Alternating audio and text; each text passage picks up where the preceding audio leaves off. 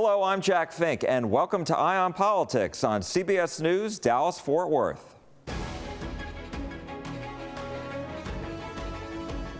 Governor Greg Abbott and Lieutenant Governor Dan Patrick were sworn into office for their third term this week, and during their inauguration at the Texas Capitol, the state's top Republican leaders outlined their visions for the next 4 years, promising property tax relief. We also spoke with Democratic State Representative Ramon Romero Jr. of Fort Worth.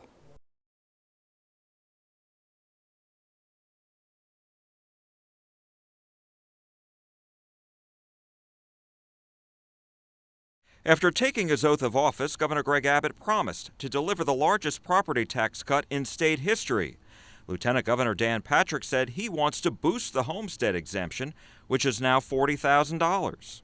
And in the budget that we will release this week, the Texas Senate will raise your homestead exemption to $70,000, which will save you thousands of dollars over the lifetime of your home. Democratic State Representative Ramon Romero Jr. of Fort Worth said he agrees homeowners need a break, but that so do renters who also contribute to the Texas economy. How we return money to those folks is just as much a question, and I think that's where some of the battles are going to come into play. After the deadly mass shooting in Uvalde, lawmakers from both parties have said they need to increase mental health funding for students and make school buildings more secure. We will not end this session without making our schools safer. Why are we not even mentioning the word firearm? Why are we not taking that serious? So I hope that in this discussion, we are deliberate and complete in that discussion that some sort of reforms in firearms are necessary. There's also disagreement over school choice, allowing taxpayer money to follow the student, not the school district. That to the naysayers that say school choice hurts rural Texas, the governor and I will have a plan to protect those schools financially and to make sure those parents have choice also where they are in a failing school. Romero says he worries school choice will hurt districts in our area. And what that's going to mean is that's going to be less money, less kids in the seat in our traditional public schools. And I think that is a loud alarm. The Republican majorities in the State House and Senate released their first budget proposals. With a record surplus of nearly $33 billion, lawmakers say the state is in a good position to give a break to Texans. And there's agreement so far in a variety of spending priorities. Among the areas both the Texas House and Senate agree, property tax relief for homeowners and small and medium-sized businesses. Each chamber has set aside $15 billion for property tax relief, with details still having to be sorted out. After the deadly mass shooting in Uvalde, there's at least $600 million for school safety measures. Lawmakers are also looking to increase funding for mental health hospital beds, between $2.3 billion and $3 billion. And the Republican majority is also proposing to spend $4.6 billion to maintain current state border security operations. Lawmakers have also proposed about $2 billion to give state employees a raise, and lawmakers we spoke with told us they deserve it. So far, lawmakers are leaving billions of dollars off limits because of a spending cap. We'll keep you posted if there are any changes. Also this week, candidates for local mayor's races, city councils, and school boards are able to start filing their paperwork to run for office. The mayors of the 3 largest cities in North Texas are up for re-election this May. Eric Johnson in Dallas, Matty Parker in Fort Worth, and Jim Ross in Arlington.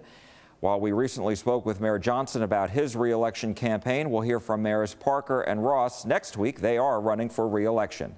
Coming up, we'll have more on the state budget. We spoke with 3 lawmakers about the budget proposals. Eye on Politics. We'll be right back. Welcome back. There's agreement over a variety of spending priorities at the Texas Capitol. We spoke with Democratic Senator Royce West of Dallas and Republican Representative Justin Holland of Heath. We begin with Senator West. Needless to say, some of the items that he prioritized are items that I support. I mean, I support the issue in terms of property taxes. I think most Democrats do. I think that we support the issues in terms of making certain that there's a teacher pay raise, that we deal with our retirees. And so there's a lot of things in there that I'm very supportive of. School safety initiatives, things of that nature. And needless to say, We are governed by spending caps here in the state of Texas. And so the issue is whether or not we will go above and beyond the spending caps that are provided for in-state government, even though the budget that's been submitted by the Senate is below the spending cap for this legislative session. Yeah, I mean, that's one of the things that was mentioned right off the bat, that this was, where is it, $4 billion less than the cap, if I'm not mistaken. I think that is the number, right? Yeah. So what do you make of that? Well, here the bell is sounded, and we're off and we're running. Okay, we know that we're flush with resources that we've never had here in the state of Texas. That doesn't mean, Jack, that we spend everything, needless to say, because just like we're flush with monies now, around the corner, we will need some of those dollars. I've been on the finance committee long enough to recognize that there are peaks and there's valleys. And so we've got to make sure certain that we smooth it out, take care of issues that are important to the state of Texas.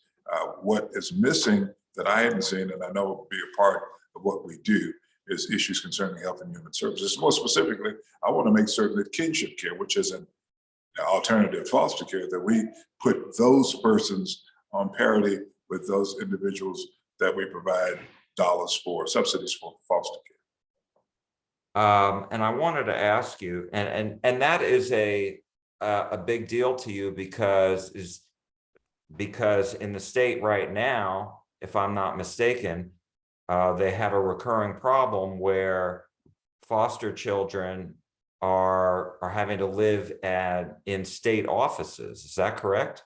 That's exactly right. We've heard those problems over and over again. And when you look at kinship care, which we started probably 10 or 15 years ago, kids that end up going to live with their relatives have better outcomes in most instances than foster care. So the taxpayer, if you want to look at it in terms of economics, taxpayer gets a better return on their money. We put kids in kinship care settings.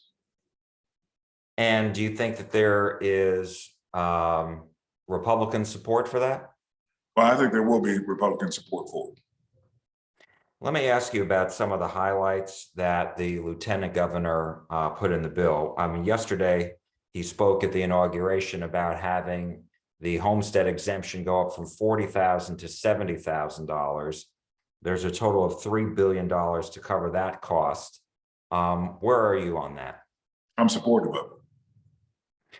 And there's $15 billion set aside for additional property tax relief. So another $12 billion on top of that $3 billion we just discussed.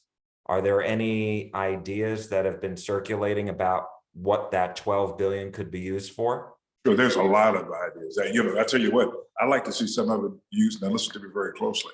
One of the biggest costs that our young families incur is child care, okay? And needless to say, there are a lot of child care centers that are nonprofit, but there are a lot of child care centers that are for-profit.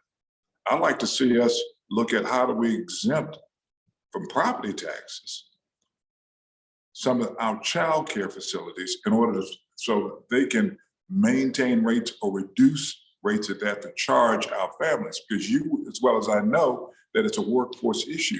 There are a lot of parents that can't work outside of the house because of child care costs. And I'm not saying that the property tax cost is everything that goes into the formula to determine what child care is, but I do know that it does impact the bottom line in terms of child care providers.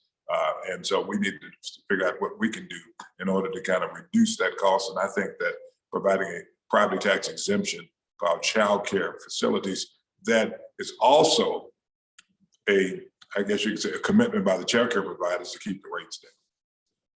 And what about the business personal and the personal property tax, the so-called inventory tax? I interviewed a small business owner in Dallas last week who liked the idea from Governor Abbott to raise the exemption to $100,000.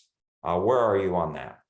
Well, frankly, I'm open for any type of property tax reduction as long as we know that it's going to benefit Texas, not just a certain segment of Texas, but the great majority of Texans. So as it relates to an inventory tax, I'm open to look at that. I'm open to look at franchise taxes. We have got to make certain that we return as much of this money as possible to Texans. That's not a Democratic issue or Republican issue. It's a Texas issue. And then it's also mentioned on here, $3 billion